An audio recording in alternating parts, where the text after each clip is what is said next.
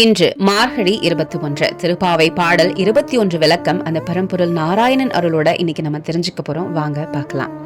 பகவான் இருக்கிற இடத்துல ஒரு விஷயம் ஒருபோதும் குறையாது. என்னன்னு தெரியுமா? அதுதான் பகவானோட அருள்.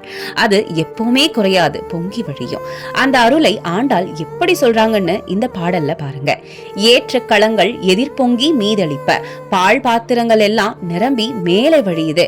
கண்ணன் இருக்கும் இடம் இப்படிதான் இருக்கும். இது ஒரு நாள் மட்டும்தானா, இல்ல எப்பவும் அப்படிதானா? மாற்றாதே பால் சொரியும் வள்ளல் பெரும் பசுக்கள் ஒரு நாளும் நிற்காம தொடர்ந்து பால் தர மாதிரி பகவான் அருளும் நமக்கு நிற்காம கிடைக்கும். அப்படி அருள் கொடுக்கிறவன் யார்? இந்த கண்ணன். ஆற்ற படைத்தான் மகனே அறிவுராய். அவன் எல்லாத்துக்கும் சக்தி கொடுத்தவன். நம்ம வாழ்க்கையும் நம்ம மனசும் அவனுக்கு தெரியும்.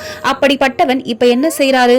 தோற்றமாய் நின்ற சுடரே துயிலாய். கண்ணன் தூங்கல, நாம் தான் அவனை மறந்து இருக்கோம். அதனாலதான் ஆண்டாள் நம்மள எழுப்புறாங்க.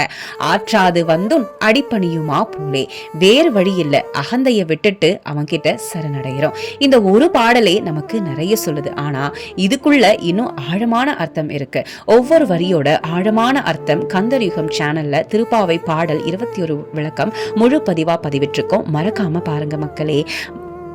திருப்பாவை பாடல் 21 விளக்கம் முழுசா தெரிஞ்சு அந்த நாராயணன் அருள் உங்களுக்கு பரிபூரணமா கிடைக்கட்டும். நன்றி மக்கள்.